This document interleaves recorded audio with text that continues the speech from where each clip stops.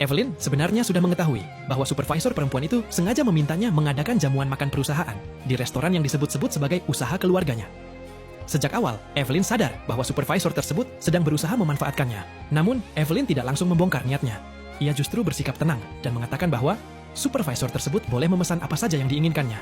Supervisor itu kemudian mentransfer 99 yuan kepada Evelyn sebagai uang makan di muka. Setelah itu, ia malah mendorong seluruh rekan kerja untuk memesan makanan dengan nilai mencapai 990.000 yuan. Mendengar hal tersebut, semua rekan kerja langsung memuji supervisor karena dianggap sangat murah hati. Supervisor itu sendiri merasa sangat yakin bahwa Evelyn, seorang anak magang yang sedang berharap mendapatkan posisi karyawan tetap, tidak akan pernah berani meminta uang kepadanya. Namun, supervisor tersebut tidak menyadari bahwa kesombongannya saat itu sebentar lagi akan berubah menjadi rasa malu yang luar biasa. Beberapa waktu sebelum kejadian tersebut, supervisor yang penuh perhitungan itu tiba-tiba membuat sebuah pengumuman. Ia mengatakan bahwa bos perusahaan akan berulang tahun pada hari Sabtu.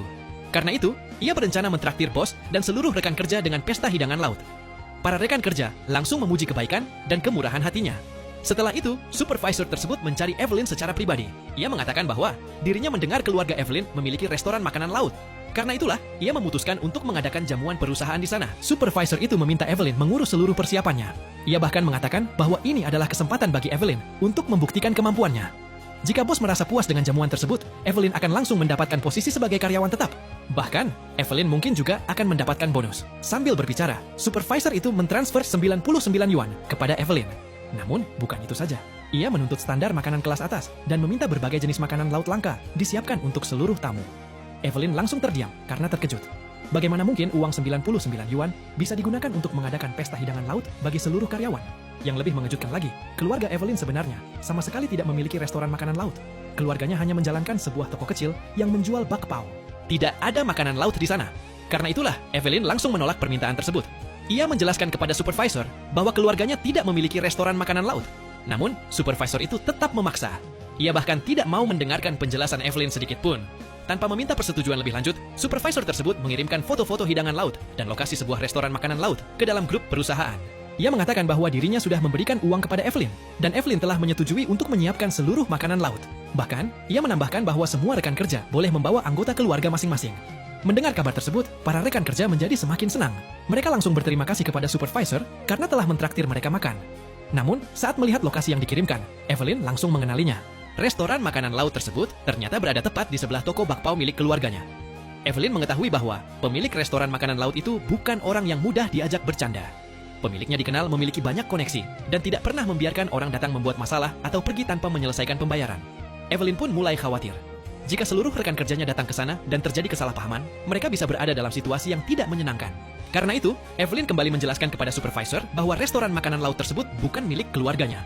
Toko kecil yang berada tepat di sebelah restoran itulah yang merupakan usaha keluarganya. Namun, supervisor tersebut tetap tidak percaya.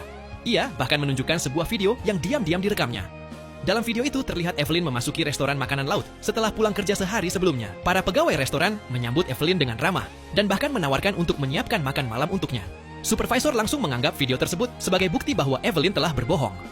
Evelyn mencoba menjelaskan bahwa para pegawai restoran tersebut hanya mengenalnya sebagai seorang kenalan. Mereka bersikap ramah karena sudah saling mengenal. Namun, supervisor tidak mau mendengarkan. Ia langsung memarahi Evelyn dan mengatakan bahwa dirinya sudah memberikan kesempatan kepada Evelyn untuk membuktikan kemampuan. Namun, menurutnya, Evelyn justru sengaja bersikap angkuh dan tidak menghargai niat baiknya. Beberapa rekan kerja lainnya juga ikut menyalahkan Evelyn. Mereka mengatakan bahwa supervisor sebenarnya sedang membantu Evelyn dengan tulus. Menurut mereka, supervisor sudah berusaha membawa pelanggan ke usaha keluarga Evelyn, sekaligus memberikan kesempatan berharga agar Evelyn bisa menunjukkan kemampuannya di depan bos. Karena itu, mereka menganggap Evelyn tidak tahu berterima kasih. Supervisor tersebut semakin terlihat bangga. Ia bahkan mengatakan bahwa selama jamuan berlangsung, mereka akan membuat video untuk mempromosikan restoran tersebut secara online. Menurutnya, Evelyn bahkan tidak perlu membayar biaya promosi sedikit pun, karena mereka akan membantu mempromosikannya secara gratis. Mendengar semua perkataan itu, Evelyn akhirnya tertawa karena merasa kesal. Namun, kali ini Evelyn tidak lagi mencoba menjelaskan dengan kata-kata. Ia mengeluarkan ponselnya dan menunjukkan bukti transfer kepada semua orang. Bukti tersebut memperlihatkan dengan jelas bahwa supervisor hanya mentransfer 99 yuan kepada Evelyn. Kemudian, Evelyn menatap para rekan kerjanya dan bertanya dengan tenang. Supervisor hanya memberikan 99 yuan, tetapi menginginkan Evelyn menyediakan pesta hidangan laut untuk semua orang dengan berbagai makanan mahal.